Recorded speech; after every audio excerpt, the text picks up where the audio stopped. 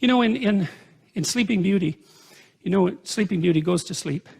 And the reason she goes to sleep is because you have to remember what happens is she has parents who are quite old.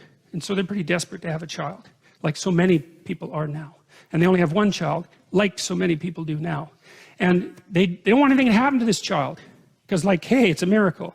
And there's only one of them. And she's the princess. And so it's like, we're not letting anything around her. So they have a big christening party, right? And they invite everybody.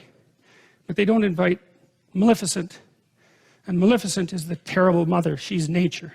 She's like the thing that goes bump in the night. She's the devil herself, so to speak. She's everything that you don't want your child to encounter. So the king and queen saying, well, we just won't invite her to the christening. It's like, well, good luck with that. That's an Oedipal story, right? The Oedipal mother is the mother who devours her child by refusing, by overprotecting him or her. So that instead of being strengthened by an encounter with the terrible world, they're weakened by too much protection, and then when they're let out into the world, they cannot live. And that's the story of Sleeping Beauty, and that's what the king and queen do. And they apologize to Maleficent when she first shows up and say, well, you know, they have a bunch of half-witted excuses why they don't invite her. We forgot. It's like, I don't think so. You know, you don't forget something like that. And she kind of makes that point. It's right, the whole horror of life. You don't forget about that when you have a child, that's for sure. You might wish that it would stay at bay, but you do not forget about it. The question is, do you invite it to the party? And the answer is, it bloody well depends how unconscious you want your child to be. And if you want your child to be unconscious, well, then you have the added advantage that maybe they won't leave home. And so you can take advantage of them for the rest of your sad life instead of going off to find something to do for yourself. Well, and then, of course, you can take revenge on them if they do have any, what would you call, impetus towards courage that you sacrificed yourself 30 years ago and want to stamp out as soon as you see it develop in your child. That's another thing that would be quite pleasant. And so that's what happens in Sleeping Beauty. Yeah, well, none of this is pleasant, and nothing that happens in that story is pleasant. So Sleeping Beauty, she's naive as hell. They put her out in the forest and have her raised by these three, like, goody two-shoes fairies that are also completely devoid of any real potency and power, right? There's nothing maleficent about them.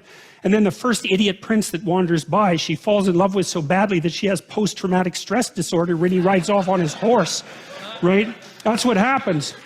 And then she goes into the castle and she's all freaked out because she met the love of her life for like 5 minutes, for God's sake. And, you know, that's when the spinning wheel, that's the wheel of fate, pops up and she pricks her finger, right? They try to get rid of all the spinning wheels. They try to get rid of all the wheels of fate with their pointed end. But she finds it, pricks her fingers and falls down unconscious. Well, she wants to be unconscious. And no bloody wonder. She was protected her whole life. She's so damn naive that her first love affair just about kills her. She wants to go to sleep and never wake up. And so that's exactly what happens. And then she has to wait for the prince to come and rescue her. Well, you think, how sexist can you get, that story? Well, seriously, because that's the way that would be read in the modern world. It's like she doesn't need a prince to rescue her. That's why Disney made Frozen that absolutely appalling piece of rubbish.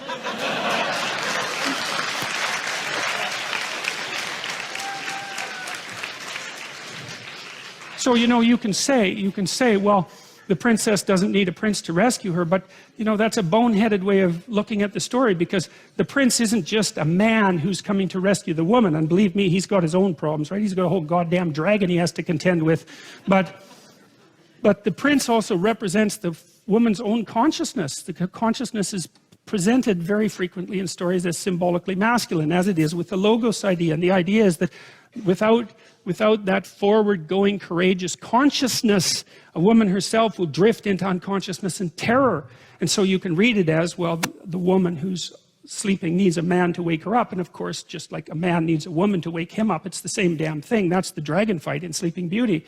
But it's also the case that if she's only unconscious, all she can do is lay there and sleep, like the sleep of the naive and damned. She has to wake herself up and bring her own consciousness, her own masculine consciousness into the forefront so that she can survive in the world.